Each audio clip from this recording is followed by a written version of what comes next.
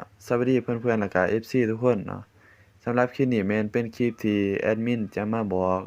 สำหรับคนที่ได้ติดตามช่องของข้าพเจ้าเนาะบ่ป้องคนบังเอิญเนาะซึ่งแอดจะมาแจ้งการก็คือเนาะจะบ่ได้เอาคลิปลงในช่องนี้แล้วเนาะสำหรับคลิปในการแบ่งปันหรือว่าแชร์ความรู้นะแม่นข้าพเจ้าจะเอาไปลงในช่องใหม่ก็คือช่องคันธวิสัย Channel ตัวนี้เด้อทุกคนเด้อ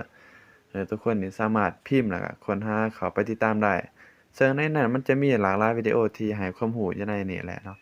นอกจากช่อง YouTube แล้วก็ยังมีอยู่ในแฟนเพจอีกทุกคนเนาะก็ฝากทุกคนนี่ติดตามทางแฟนเพจแล้วก็ทาง YouTube ของข้าพเจ้านี่เด้อแล้วก็ขอโทษขออภัยนำมายัง FC ทุกคนที่ได้คอมเมนต์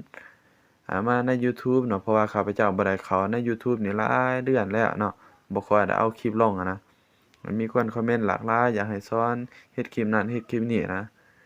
แต่ว่าแอดมินจะมาบอกเติมเด้อว่าจะบ่ได้เอาคลิปให้ความรู้ลงในช่องนี้แล้วเนาะแม่นจะอัปลงในช่องใหม่ฝากทุกคนเข้าไปติดตามกันเด้อขอขอบใจเนาะ